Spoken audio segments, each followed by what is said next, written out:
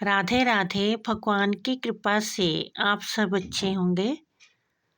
आज की वीडियो में मैं आपको बताऊंगी कि खर मास किस दिन से शुरू हो रहा है और किस दिन तक रहेगा। खर मास 15 दिसंबर से शुरू हो रहा है, जो कि 14 जनवरी तक चलेगा। जब सूर्य का धनु राशि में प्रवेश होता है तो खर मास शुरू हो जाता है, और जब सूर्य का मकर राशि में प्रवेश होता है तो उस दिन खर मास की समाप्ति होती है। इस मास में शादी, ब्याह, मुंडन, गृह प्रवेश ये कार्य बिल्कुल भी नहीं किए जाते, ये कार्य वर्जित होते हैं। लेकिन पूजा पाठ इस मास में बहुत किया जाता है। सूर्य भगवान थोड़े से पूजा पाठ से ही प्रसन्न हो जाते हैं। इस मास में सूर्य की गति बहुत ही धीमी होती है और प्रकाश भी बहुत कम होता है, इसीलिए इस मास में बहुत ज़्यादा ठंड पड़ती है।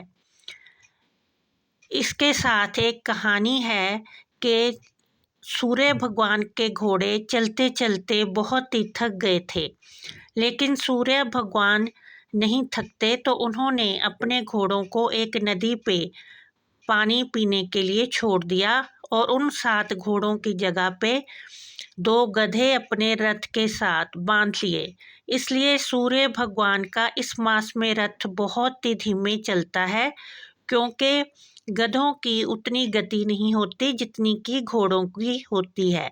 और जब वो पूरा अपना चक्कर करके सूर्य भगवान वापस उसी नदी पर आए तो उन्होंने गधे छोड़ दिए और अपने घोड़ों को द्वारा अपने रथ में बांध दिया, और उनकी जो गति थी सूर्य भगवान की वो फिर से तेज हो गई और उनका प्रकाश भी तेज हो गया, और जो ठंड का प्रकोप है वो कम हो गया और सारी जगह प्रकाश फैल गया। इस तरह से खर मास की ये कहानी है, इसीलिए इसे खर मास कहते हैं, क्योंकि खर का अर्थ होता है गधा।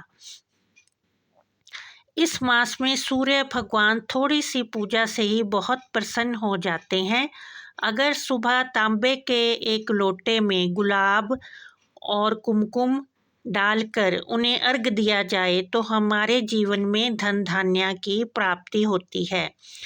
और इस मास में मंदिरों में तांबे के लोटे अवश्य ही दान करने चाहिए, क्योंकि जो भी उसमें पानी भरकर शिवलिंग पे चढ़ाएगा उसकी पूजा का कुछ फल आपको भी प्राप्त होगा।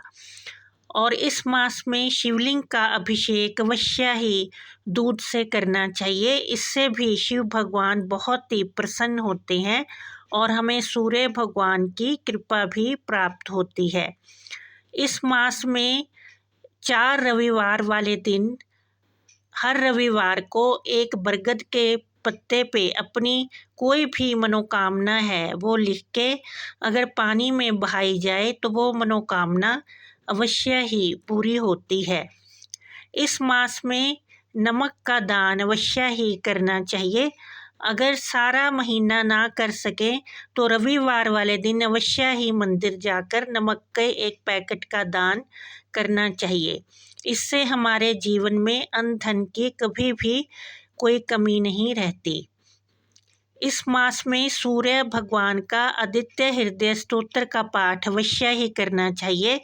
अगर हम सारा मास इस स्तोत्र का पाठ करते हैं तो चाहे हमारी सरकारी नौकरी की इच्छा हो, संतान की इच्छा हो, निरोगी काया की इच्छा हो, वो अवश्य ही पूरी होती है।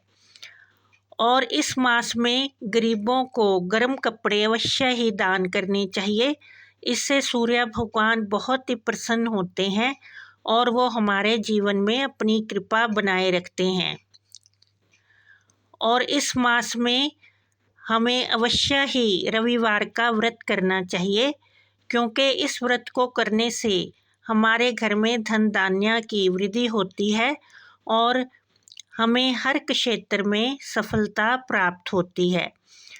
और इस मास में किसी भी तीर्थ स्थान पे अवश्य ही जाना चाहिए, जो कि बहुत ही फलदायी होता है।